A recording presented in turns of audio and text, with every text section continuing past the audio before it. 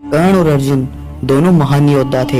इन दोनों की प्रतिभा के बारे में हम सब जानते हैं, लेकिन क्या हुआ जब महाभारत के युद्ध में कर्ण और अर्जुन के पुत्र हुए आमने सामने। कर्ण का पुत्र वत्ससेन और अर्जुन का पुत्र अभिमन्यु जब एक दूसरे से युद्ध करने आए। तो आज ये वीडियो बहुत ही रोचक होने वाला है। यदि आप अभी हमारे चैनल पर नए और वीडियो पसंद आती है तो चैनल को सब्सक्राइब जरूर कर ले। सर्वप्रथम जानते हैं कि पितामह भीष्म ने इन दोनों योद्धाओं की श्रेणी के बारे में क्या कहा था। महाभारत के उद्योग पर्व अध्याय 168 में पितामह भीष्म दुर्योधन को कौरव सेना की श्रेणियों के बारे में बता रहे थे। तब वह कर्ण पुत्र वत्ससेन के बारे में कहते हैं, यह योद्धा तुम्हारी सेना का महान और पराक्रमी योद्धा और रथी है। यह महान पराक्रमी है। यह तुम्हारे वैरियों की अर्थात तुम्हारे दुश्मनों की सेना को अकेले ही नष्ट करने की क्षमता रखता है। इसके पश्चात पितामह भीष्म पांडवों की सेना की श्रेणियों के बारे में बताते हुए दुर्योधन को कहते हैं, इनके अंदर अर्जुन पुत्र अभिमन्यु एक महान पराक्रमी योद्धा है। वह रथियों का महान रथी और युद्ध कौशल में महान पराक्रमी है। वह स्वयं वासुदेव का शिष्य है, जो अपने पिता के क्लेश को याद कर कर अवश्य ही अपना संपूर्ण पराक्रम दिखाएगा। आइए अब जानते हैं, जब युद्ध में इन दोनों योद्धाओं का आमना सामना हुआ था, तब उस युद्ध का क्या परिणाम निकला था।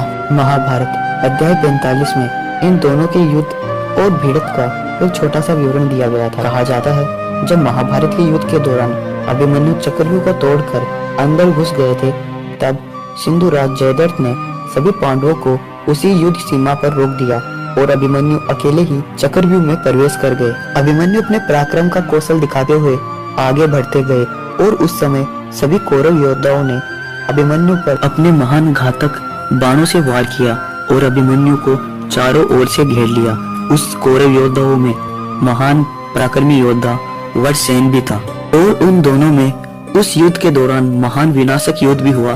दोनों ही योद्धा महान पराक्रमी थे, किंतु कहा जाता है अभिमन्यु ने अपने पराक्रम को दिखाते हुए उन सभी कौरव योद्धाओं को महान चुनौती दी और वत्ससेन के रथी का वध कर दिया, जिसके कारण वत्ससेन के रथ अनियंत्रित होकर वत्ससेन को युद्ध सीमा से बाहर ले गए। किंतु कहा जाता है यदि वत्ससेन युद्ध सीमा में रुक जाता और दोनों योद्धाओं में महान पराक्रम से युद्ध होता तो अवश्य ही इस युद्ध में कौन जीतता यह कोई नहीं बता सकता, क्योंकि दोनों पराक्रमी थे।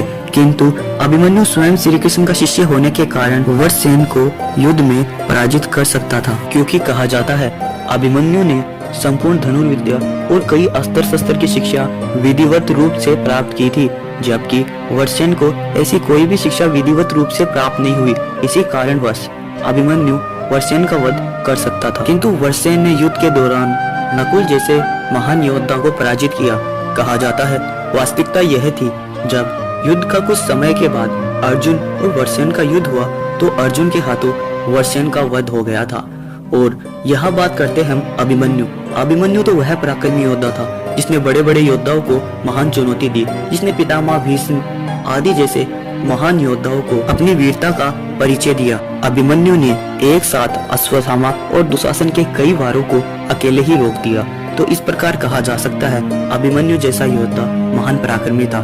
तो अगर आपको वीडियो पसंद आए तो वीडियो को लाइक कर चैनल को सब्सक्राइब जरूर कर दे।